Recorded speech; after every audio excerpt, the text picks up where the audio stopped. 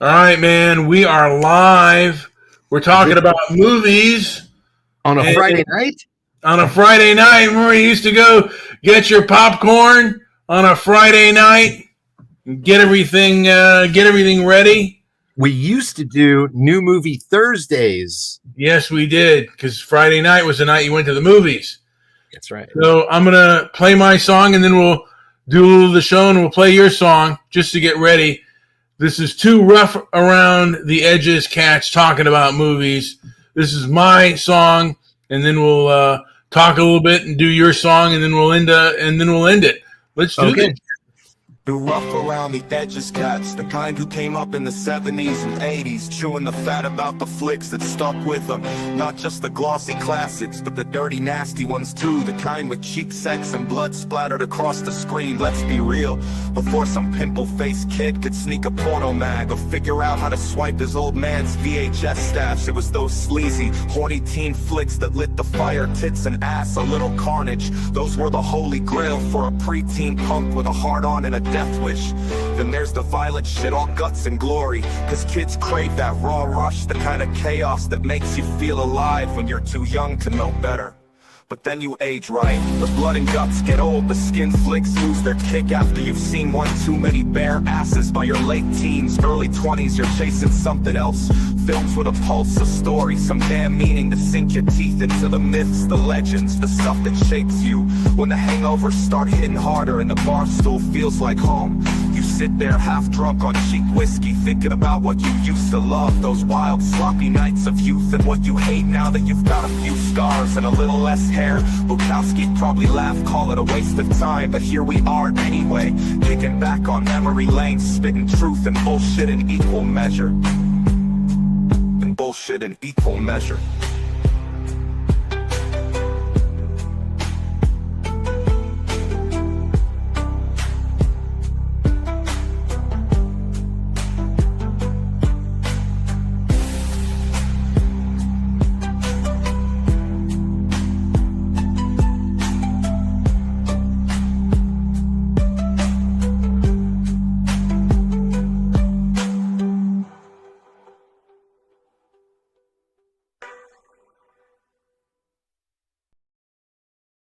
All right. So we are back. We're talking about movies, and That was pretty good. That was good. Yeah. Oh yeah. Feeling that. Okay. There's a lot to dig in on that because it's true. I remember. I want to know your earliest story here too. Maybe not the earliest, but maybe so.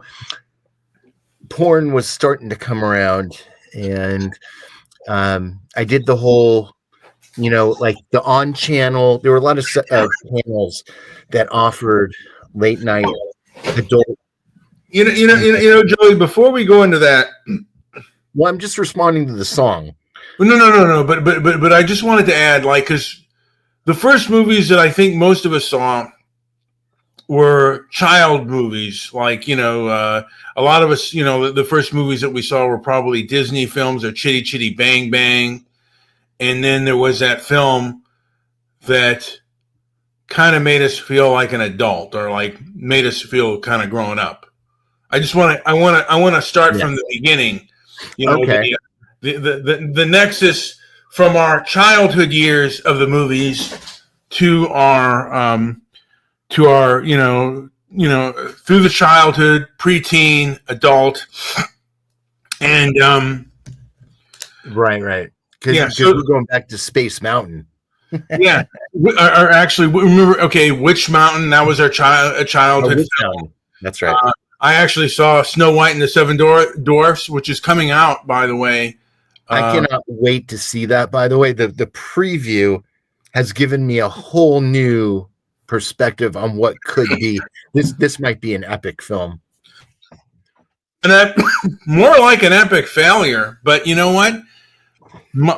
Yeah, but again, all the kiddie films, they had re-released Chitty. I saw Chitty Chitty Bang Bang on the big screen. By the way, that's the thing with Snow White. There is if I read it wrong, that's a possibility.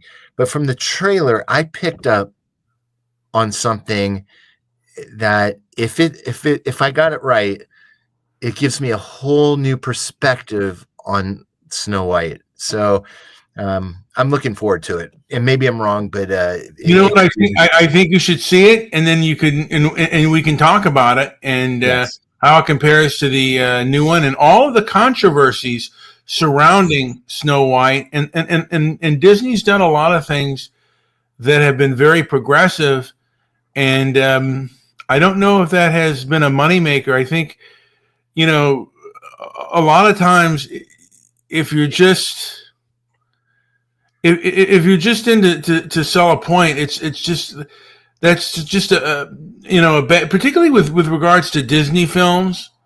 You know, if you're making a film for adults or something new, but Disney did a few things, and we'll get into that. Like if we do a thing on Snow White, and how films at times.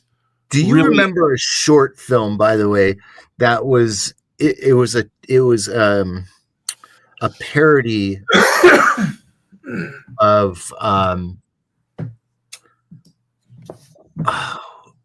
you just mentioned it. It was a parody of Bambi, and where Bambi gets stomped. Do you remember this? Godzilla versus that was such a short film. It was a short, but it was back. It was one of my early.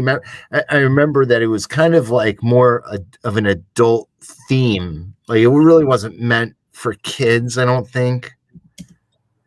Yeah, because it would be shown late at night. But I do remember it was just a short, and in it Bambi gets stomped. But there's a lot of psychology that went behind those Disney films, and at the testing was they found success when people were able to connect to animated characters or animals even in a way that promoted an emotional or triggered an emotional response. And there was like heavy testing that went into those movies. So of course, our young, impactful minds were certainly shaped in some way by when we saw those originally, in ways that we could not possibly have understood at the time. Well, I mean, there were like the films, the childhood films of the 70s. There was the Aristocrats. There was you talked about the Phantom Toll Booth. Phantom Toll Booth's still one of my favorite movies of all time. It's such an incredible. I saw it as an adult recently, 3 years ago, 4 years ago. Blew my mind how good that movie is. Now this film, and I don't know if it was ever shown in the big screen, but this used to be shown every year at Thanksgiving. Santa and the Three Bears. Do you remember that? Oh yeah. And just it was almost like a warm blanket. It was just really enjoyable. Now, did you go to the movie theaters on Saturday mornings? I went. Usually, it was Saturday night that we went to the movies, and no, not with Dad or whatever. I'm talking about there was like for me there was like a social event at the Holiday Theater. You'd go there and it was all kids, and they would show like Pippi Longstocking and all these kind of crazy films, and the holidays were especially packed, and it was there were toys and all kinds of crazy shit. It was kind of like a Saturday matinee. For whatever reason, my dad never did that kind of thing, but Dad, I just went down there myself. My dad went to the Saturday matinee, and they would show a movie, a serial, a newsreel, and it would be usually a double feature. Yes, kind of a kids film, and then in between it, they would have like a cartoon, a serial, like a Flash Gordon, and yeah, and I saw Phantom Tollbooth and Flash Gordon, not Flesh Gordon, but I saw Flash Gordon, and with Queen that did the soundtrack for it. It was amazing. Now that was more of, and I want to say that was more of a little bit of our adult years, like our 5 to 6 year olds. Now there was a place, I forget the name of the movie theater, where kids would, they'd have these Western movies, and kids would bring their cap guns, but they turn in their cap guns to the concession stand, and then I think they'd get like an extra drink.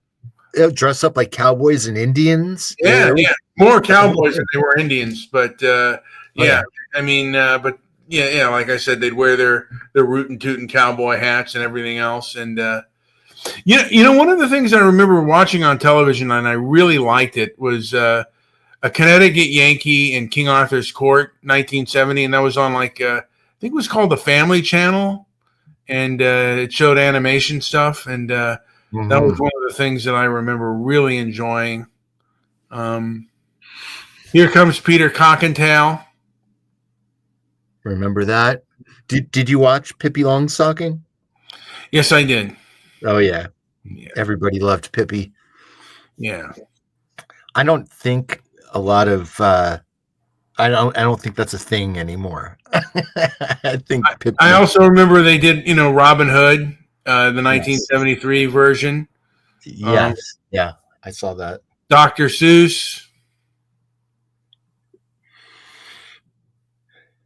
How about Journey Back to Oz? I don't know if I saw that. Yeah, it came out in 72, and then they re-released it. Like I said, I loved it when I was a kid. And so then we kind of progressed a little bit, and we moved up. When was E.T.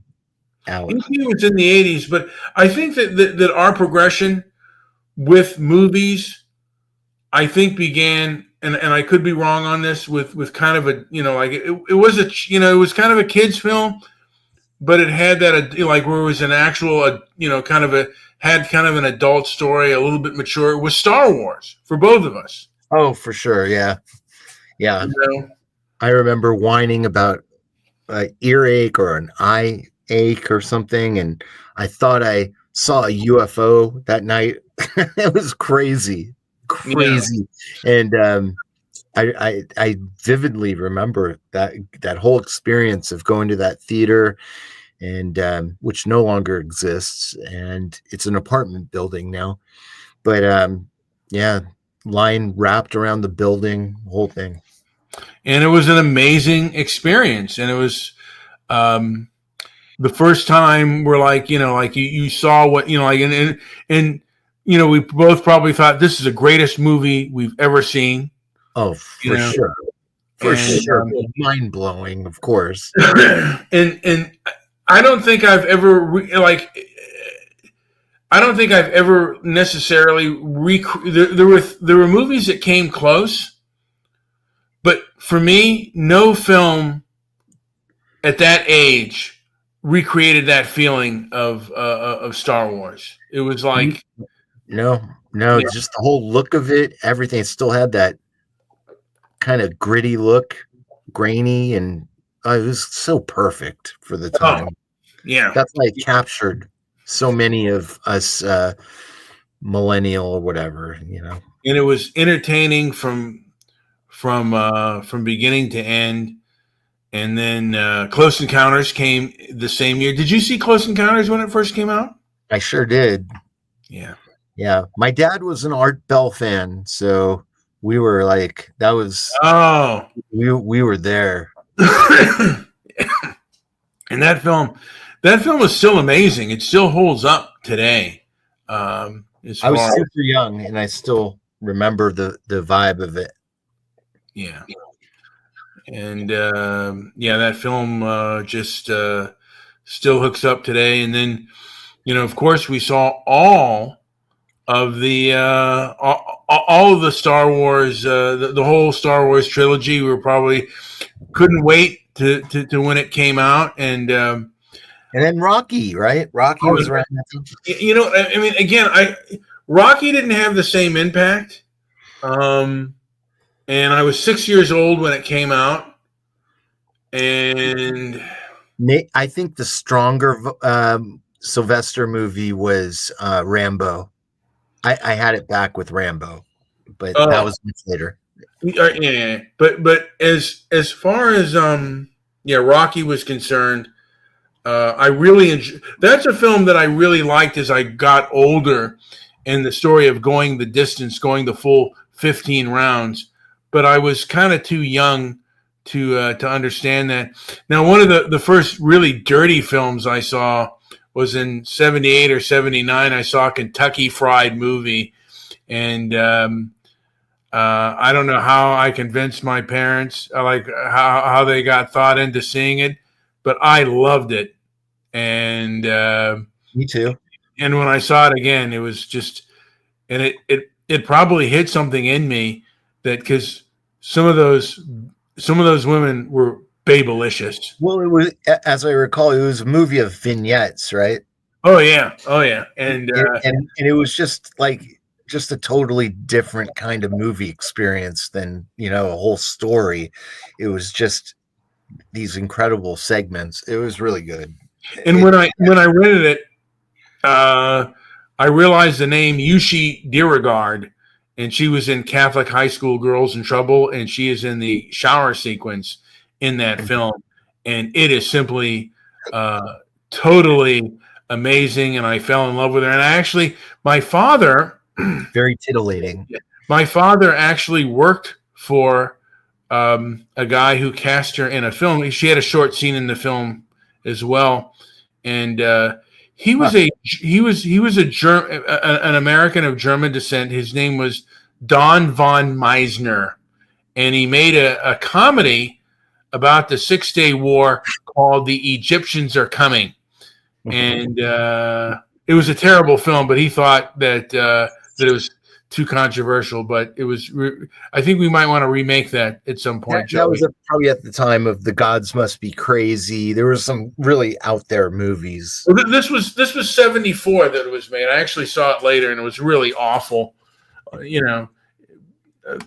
I would get into the film that was better. There was a film called The Erotic Adventures of Don Quixote and Sancho Panza, which had some pretty good scenes, and it was also a musical. But getting back to the Star Wars, I remember when I saw The Empire Strikes Back, and I was disappointed. And you were not. You were like, you thought it was great from the get-go. We're only a couple years apart, so movies impacted us very differently. Just as a maybe some background here. We're about 2 years. Makes a big difference back then. Well, for me, I was interested in the because I like the dog. Like the ending for the original Star Wars for me had such a large impact in the excitement of it, and the other one didn't. It was more of a cliffhanger, and it threw me for a loop. And I wanted the original feeling, and I didn't get that. But as I grew older, I understood that, and I understood why. By the way, there are people listening. Make sure you're commenting. Tell us your stories too. Don't be shy. Yeah, okay. Put out your stories or comments out there. And like I said, if any of you have any comments, and one of the films, one of the first adult films that I actually saw, my father took me to like the late show of the Wild Bunch. He took me to see the Iron Cross and the Wild Bunch. I think it was about 9 years old when he took me to see that, and that was just amazing. The action, the way Sam Peckinpah put action together was simply amazing. And my father would often take my brother and I to see the older classics. We saw The Searchers, we saw Asphalt Jungle, Panic in the Streets, A lot of it, at the time, I wasn't that into, but my father, you know, uh, just liked taking me there. I saw I think it was the 1931 version of Treasure Island with Wallace Beery and Jackie Cooper, and that one I kind of enjoyed. And I think my dad was looking at actors that were playing roles then in their older years and asking me if I remembered them in older movies. And I would always kind of laugh, because obviously I hadn't seen them, but he had seen all of those. So yeah, we were, but when the On Channel came around, the first version of cable, we would watch a lot of R-rated movies and all that, and that was really mind blowing. Yeah, and 8 or 9, but 13, 13, 14, I kind of to a degree, I kind of matured, in some of the films that I didn't like as a kid or didn't understand, I started to really understand. And I still like, some of the action stuff, but actually around 16, 17, I mean, with the exception of pornography, I liked movies with a good story, and I didn't like, I didn't like the martial arts or some of the just mind-numbing action. My dad did. He was all in with all the karate and Chuck Norris and kung fu, especially the older kung fu, 70s kung fu. So I was exposed to a lot of that, and we lived next door to a guy who promoted the professional wrestlers at the time. So anything to do with that, I was really into. If you look at the early Hong Kong films of like Bruce Lee and stuff, one of the things you'll notice is like the music and stuff. A lot of it does emulate the spaghetti ball westerns that made Clint Eastwood famous. If you look at the and also inspired video games, endless numbers of video games in the future. So they were incredibly made. I thought they were just, now looking back at them, when I watch them now with my dad, and we're just blown away at them. One movie I saw recently that was just incredible, the original Bullet Train, absolutely incredible. I don't know if you've seen that. You know what? I mean, there are films that, like, when I first saw them, I didn't like them, and then I ended up really having kind of an affection for them. One of the films that really struck with me when I was a kid was a film called Midnight Cowboy. And I didn't like, because when I first saw it, I thought, oh, X-rated, and I thought I was going to see some sex and stuff, and there was nothing like that on the screen. And then when I saw it about a year or two later, I said, man, this is a really deep and involving film. Do you remember when you first saw Midnight Cowboy, Joey? And I did. I saw it around early 80s, and it was shocking. And same with Midnight Express, which was also had an X rating at one point, and was then changed. And it was and I saw it, and it was so good for different reasons, but it was escapism at its best. Yeah. Well, sorry about that. Also, by the way, did you see the movie Emmanuel? What's that? Oh, yeah. Yeah. I saw all of the Emmanuels. All the Emmanuels were, mandatory. And they were so silly. I mean, but at that age, you're looking at any sort of carnal, any sort of carnality on film you can get your hands on, and you're going to look at that stuff. Yes. And we both remember the movie Taboo Kay Parker, rest in peace. Same with Randy West. He wasn't in Taboo, but we all Rest knew in who he peace, was. Goofy Bone as well. Oh, is Goofy Bone no longer with us? Is that really? I don't know. I haven't heard from him. He's probably still around, but he did play the theme song. And by the way, he didn't even know. He didn't even know when you asked him, "Do you know what movie this is from?" He did not know, and you knew, and that was an epic moment in podcasting history. Now, did you know the theme of that? Did you know, like when you heard it? Did you know it was the theme? No. No. Yes. Yeah. But That was one of my first adult films, and yeah. So one of my first adult films, and really enjoyed it. I think let's do another song, and then we'll go back to talking. This one is "You Wouldn't Know a Masterpiece." Yes, this is a response to your song. Yes. You wouldn't know a masterpiece if it stole your car. You ever sit across from a man who's never tasted greatness? Who's looked at a gourmet meal and said, nah, I'll just have toast? Who's walked through the Louvre, past the Mona Lisa, past Venus de Milo, past something that should shake his goddamn soul? And instead he stops at a blank wall and says, now this speaks to me. That's Brian, that's the man I suffer. A man who wouldn't know a masterpiece if it walked up to him, called him a cab, and sent him home with a signed note from John Carpenter himself. A man who, God forbid, turns his nose up at Escape from New York because his taste buds are burnt off from a lifetime of consuming absolute dog shit. Listen to me, listen close.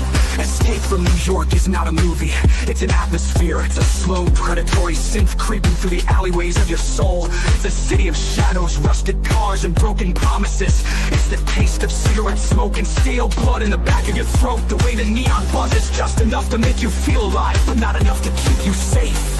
And then there's Snake Plissken. He's not a hero. He's not your goddamn Marvel quick machine. He's a ghost in leather, a legend with an eye patch. A man so effortlessly cool that the word cool feels like an insult. He doesn't save people, he tolerates them. He doesn't make speeches, he is the speech. One glance, one smirk, one deadpan, call me Snake. And the room rearranges itself around his gravitational pull. But you wouldn't understand, would you, Brian? Because your idea of cinema is the equivalent of microwave gruel. Because you'd rather watch some studio slop test screen to death slop than something that breathes. Something that makes you feel dirty in the best possible way. Something that rolls up its sleeves, spits on the pavement and says, this is the world now, you survive or you die. The way Carpenter paints that world, God is poetry and decay. The bridges are graveyards, the streets are haunted, the president's a hostage, democracy is dead, and the only man who can fix it doesn't give a single fuck. Because what's the point? What's the point in saving a world that already lost itself? What's the point in playing the game when the game is rigged? The world is New York, a prison, a neon-lit, rat-infested husk of what could have been. And Snake Plissken, he sees it for what it is. He's not fooled by patriotism, by duty, by any of the bullshit men like you cling to when they have nothing else. Because at the end of the day, after the gun smoke clears, after the fire dies, after the credits roll, the only thing left is the smirk, the swagger, the walk into the night, and the tape, the goddamn final insult to the world. A symphony of lies burning in his hands.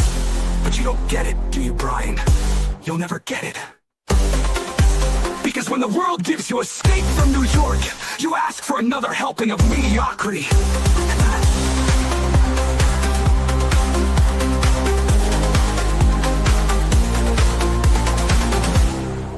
And that.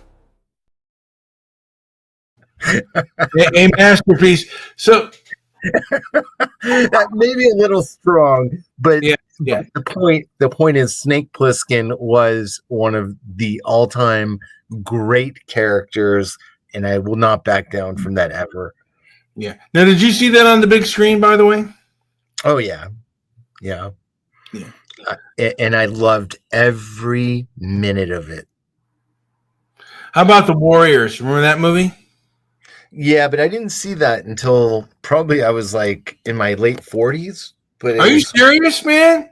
Yeah, never saw it. Never saw it until you told me about it, and then loved it. So good movie. Yeah, there's definitely a lot of movies, I didn't check out until later. Mainly at your suggestion or other suggestions I heard along the way, and but that one, it really was great. That was a great movie. Yeah. The Warriors. Oh, The Warriors was Wait, when was that made? 79. Damn. Fantastic movie. There was another movie made in 1984. I've got to remember the name of it. I'll have to ask AI. Oh wait, am I still on here? Am I on? Oh, let's see here. Yeah, I'm sending you the movie Assault on Precinct 13. This is John Carpenter's second film. You might want to take a look at it. At some point. It's Class of 84. I remember that Teacher, and I did you see that? Oh yeah. 80? Oh yeah. That was great. Yeah. Because Teachers was another 1984 movie. That's what I thought you were referring to. But yeah, I did not like that film, by the way. I didn't either. I mean, there are films that were just disappointments, and films that I won't get into the. There were some films that I saw that I thought like that Siskel and Ebert liked, that I just found to be pretentious and corny. But now we both remember the John Hughes film 16 Candles. You remember that one? Also from 1984. Yeah, of course. 16 Candles was great. Long Duck Dong, right? Oh yeah, and how about The Breakfast Club? Was that 84? Might have been 85. Yeah, I think that was the next year. But The Karate Kid did come out in 84. The Karate Kid did. I think it did come out in 84. Yeah. Or 83, maybe. I don't know. Right. Yeah. But that was a pretty good film. I enjoyed it. It wasn't, I as I look back on it now, I like 16 Candles and I like The Breakfast Club far superior. And then who could forget? To me, the greatest teen film of that era, and you may disagree with me, Fast Times at Ridgemont High. Joey, do you remember it? Oh yeah.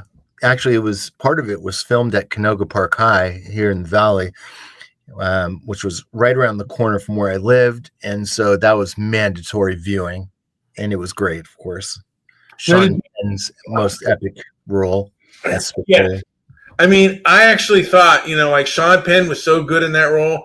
I thought he was like that character. I mean, I thought he was like that character for real. I do think, though, Back to the Future was an incredible teen flick. Even it was kind of a mix, sort of a Rick and Morty precursor, but that was something to watch at the time. So many people have seen that film several times. Like they saw like that, like Star Wars that just had multiple viewings. So I probably, next to Star Wars, have seen Back to the Future more times than any other film. And it's just, the writing is just, the whole playbook is in that movie. Everything is there. It's futuristic and it's old world at the same time. It's just great. I would say the same about Raiders of the Lost Ark. Yes. For me, anyway. I don't know about, but yeah. And maybe Mad Max, right? I mean, you like that more than I did, but. Well, Mad Max 2 for me, Road Warrior, to me was. Not Beyond Thunderdome, huh? No, not at all. Not at all. And Conan as well. It's probably the Tina Turner song. Now, you have said that you, not First Blood, but Rambo really struck a chord with you and you really enjoyed that. Yeah, that Rambo, to me was that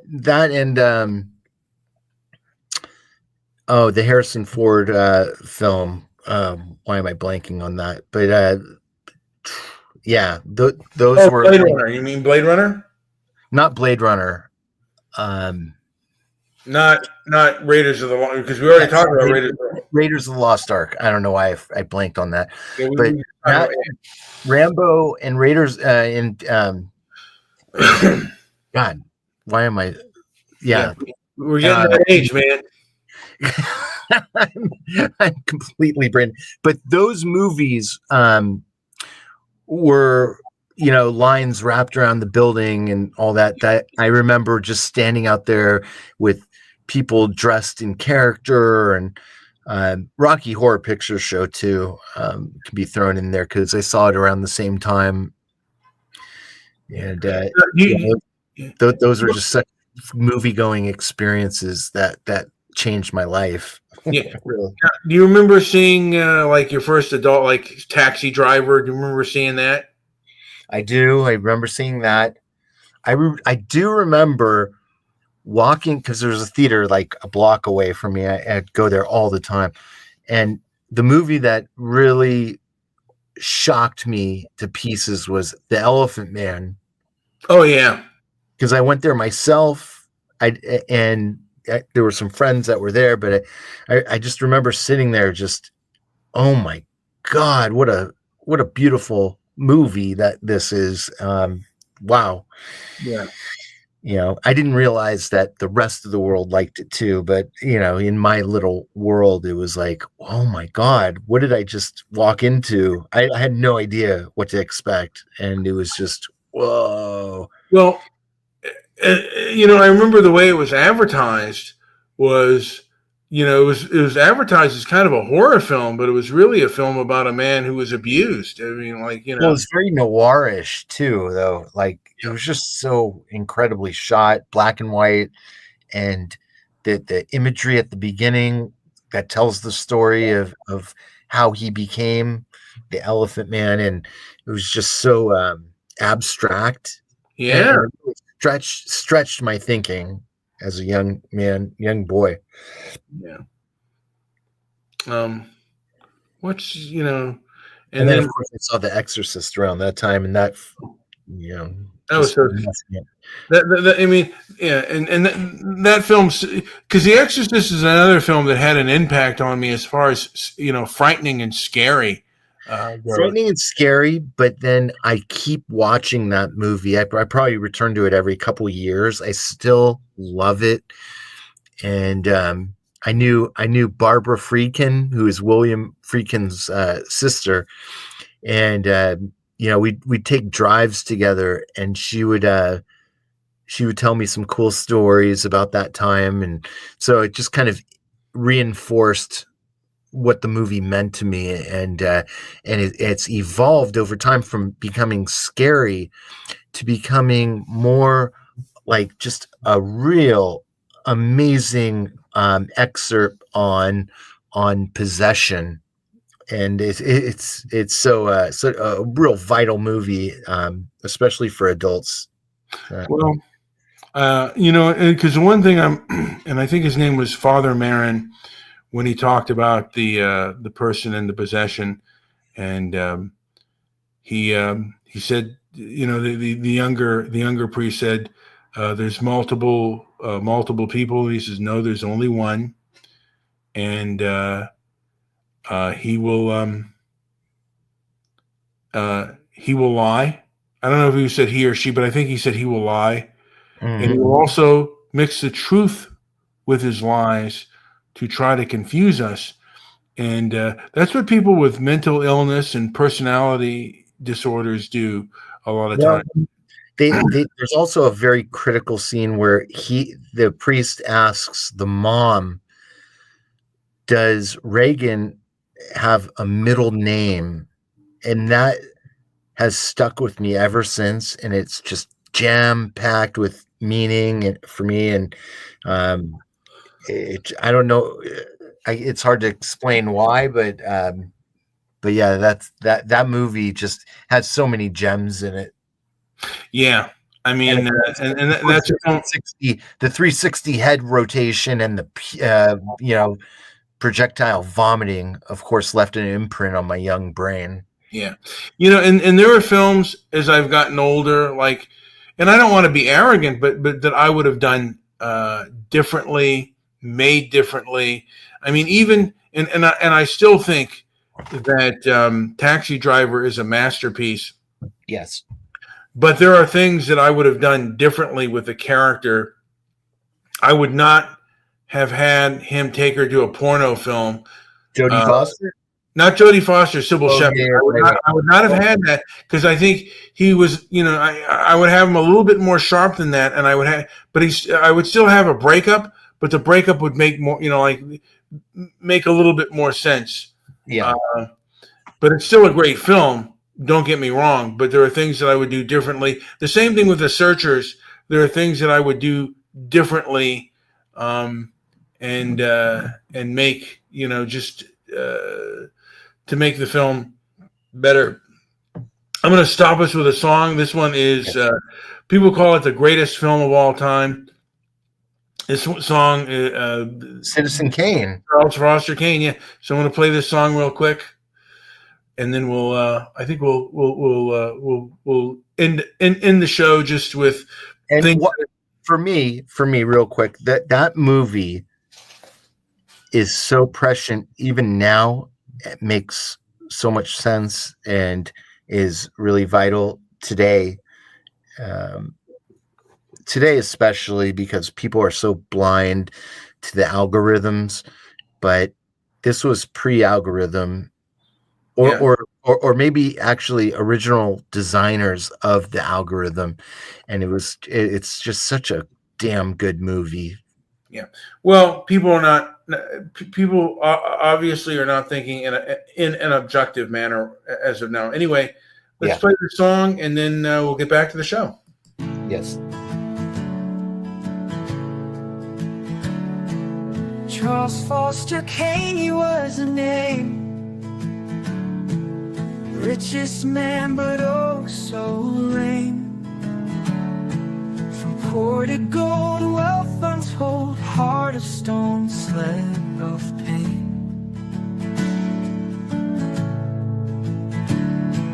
Taking young parents gone, wealthy life, but all alone. Rosebud sled, his only friend, symbol of pain till the end.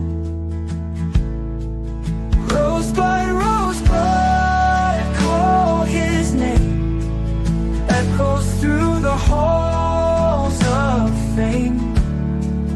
Rich in gold, a poor in soul, empty heart takes its toll.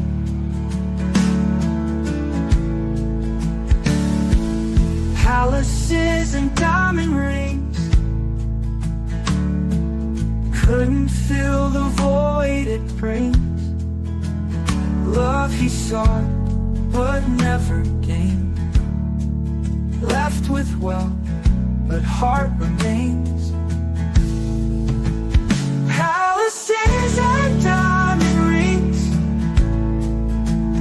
couldn't fill the void it brings. Love he sought but never gained, left with wealth but heart remains.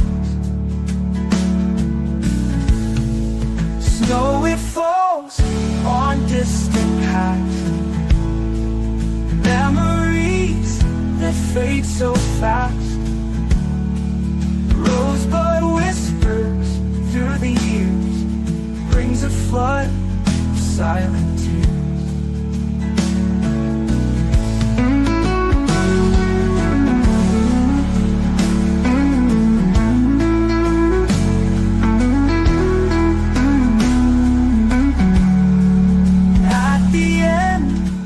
Shadows cast, Rosebud there in final grasp. Not the man, but what he lost. Heart of snow and heavy cost. The heart of snow and heavy cost.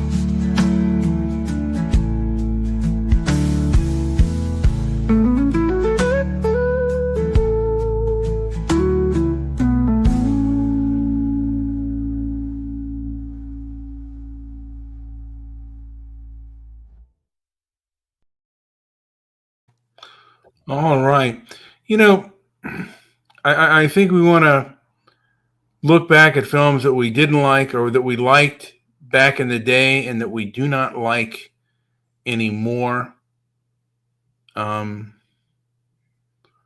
one film, and I've said this before, that I didn't like when I first saw it, and then it had a huge and still has a huge impact on me, is the movie Midnight Cowboy. Joey, do you remember that movie when it had an impact on you, or do you remember when you first saw it? Did it have an impact on you? Honestly, The Graduate had a bigger impact on me until later. And then when I rewatched Midnight Cowboy, I mean, I always knew it was great, but when I rewatched it, it stuck. And yeah, that. So I have a theory too about these sort of relationships that are depicted in movies, and it's kind of a strange one, but you have a dark-haired guy who Dustin Hoffman, and the blonde-haired guy who the cowboy John Voight, and but that's a theme that goes back to even Barney Rubble and Fred Flintstone. You got the dark hair and the blonde hair, and that is such a popular anthem. Beavis and Butthead. I mean, the list is just a mile long. And growing up, my best friend had blonde hair and I had dark hair, and we kind of had that kind of dynamic, I guess. So yeah, those movies sort of any movie that had that dynamic really resonated with me. For me, I thought it was a real thing about male friendship and loneliness. Along, like, this is the only guy out there that kind of has my back, and it's also a film about kind of maturing. I mean, both people come from trauma, from childhood and even adolescent and even adult trauma. And basically, Joe Buck is a person who his fantasies are rooted in trauma. And he kind of gets out of the fantasy mold because he wants to be, he has a vision of being a hustler. And then you see in the end of the film, he's throwing away the cowboy stuff and saying, I'm thinking to get a job for real. Like, I'm going to just live the real life and not have the fantasy anymore. And there are a lot of people out there that have, that live a fantasy life. And, a lot of people just do it because they just want to live in make-believe. But there are a lot of things out there that are rooted in trauma, and they're trying to fulfill themselves. And that's a really strong impact on me. And the growth in that film has a great impact on me. I think we'll continue these conversations. Maybe we'll do a part. One other film I'll just throw in there because I saw it around that time was American Gigolo. Yes. Which also had an interesting impact on me, and just the whole scenery of it, and just the desire for closeness and all that. Well, and I guess they're to a degree similar, but this is like he's a real stud. That film had a really large impact in male dress and the GQ look. Yes. It's very sharp. Yeah, just extremely impactful with regards to that, and the films like that really deal with human growth and things like that are very impactful. And I mean, another film would be that had kind of growth in it doesn't have the same impact. But do you remember the movie Ordinary People? Oh yeah. Yeah. Was that Alan Alda? No. No, that was Timothy Hutton, and he just recently both have passed away. God, Donald Sutherland and I forget the woman who plays the mother, but they're both passed away. And that was really a great movie. Wasn't Hepburn? Was it Katharine Hepburn? No. I can't. Oh, now it's all. I'm thinking of On Golden Pond. Yeah, Mary Tyler Moore. She played the mom in that film. Really great piece of work. And Judge Hirsch, he's still alive. And I just really enjoyed that movie. And it is to a degree about growth and taking realization. That's a little bit but in both Midnight Cowboy and Kramer versus Kramer had that vibe too. About about growth and realization and this and that. Hey Joey, I'm going to end this song because I'm getting kind of tired and I want to go to bed. But I think we will probably do a part 2, two dudes talking movies, part 2. And we can go deeper into because we're probably going to forget a film that we've thought about. And again, I think you said you're going to go see Snow White, and and thinking about a review on that, and how activists seem to have taken over our movies.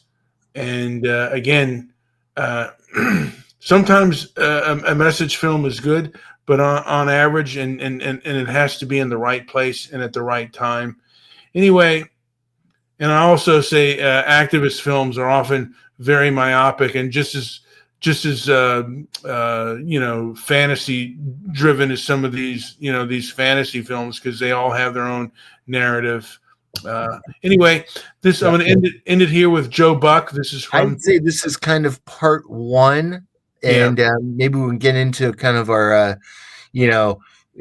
maybe college year. I don't know about you. I took a couple cinema classes and was exposed to a lot of really amazing films, and maybe we can kind of bump it up to the next age range and cover that kind of era of our lives. Talking about the foreign films that we saw, and then we thought we were intellectual bullshitter, and not the bullshitters that we, for me, A Room with a View. I watched to impress a chick, and that was a mistake. It was such a bad movie to me. You didn't like that film? All right. Let's play a little song here, and then we'll call it a day. This is Joe Buck.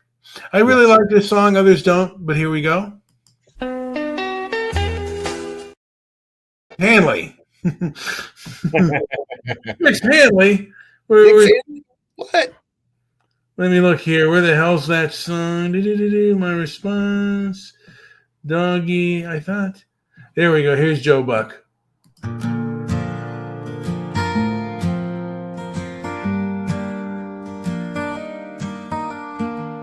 Joe Buck left Texas chasing city lights. New York dreams turned darker nights. Hustler's hope became the plight. In the alley shadows lost his fight.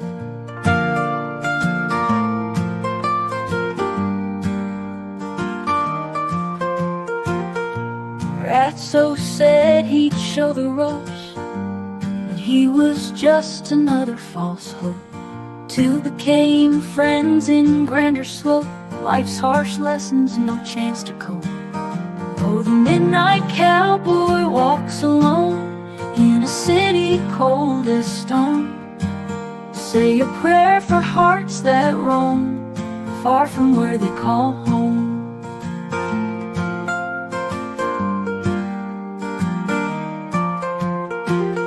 In the hustle, Ratso couldn't stay, left behind in life's cruel fray. Joe Buck's tears just washed away. City lights turned shades of gray.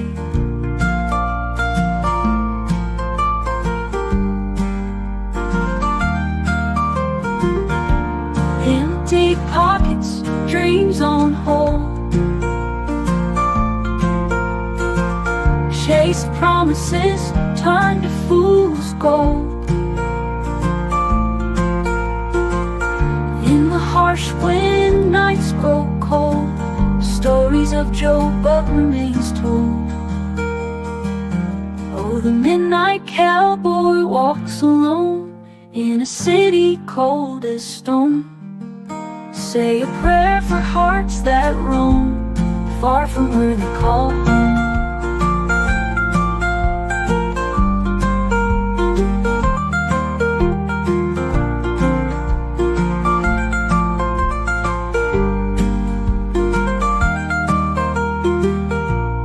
Hustle Ratzel couldn't stay, left behind in life's cruel freight. Joe Buck's tears just washed away. City lights turned shades of gray.